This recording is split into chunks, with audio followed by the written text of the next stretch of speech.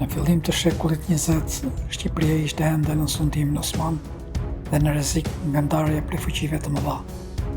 Në këtë moment historik, del në skenë një emër që ndryshoi fatin e kombit, Ismail Qemali. Kush ishte Ismail Qemali? Ismail Qemali ishte një diplomat, politikan dhe atletar shqiptar, i lindur në Vlorë në vitin 1844.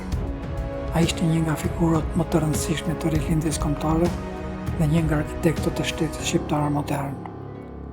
Rruga drejt pavarësisë, pas shumë vitesh aktivitet politik brenda Perëndërisë Osmane, Ismail Qemali kuptoi se ardhmja e shqiptarëve nuk mund të mbrohej më brenda saj. Ai filloi të organizojë mbështetje brenda dhe jashtë vendit për krijimin e një shteti të pavarur shqiptar.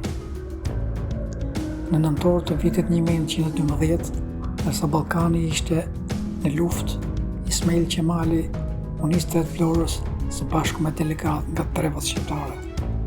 Shpallja e pavarësisë, 28 nëntor 1912 në Vlorë, ai ngriti flamurin shqiptar dhe shpalli pavarësinë e Shqipërisë.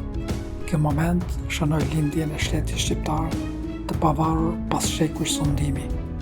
Ismail Qemali u bë kreu i parë i qeverisë përkohshme shqiptare. Trashëgimia. Edhe pse Shqipëria kaloi periudha të vështira pas pavarësisë, akti 28 nëntorit mbeti themeli i shtetit shqiptar. Ismail Qemali sot kujtohet si simbol i unitetit dhe i pavarësisë kombëtare.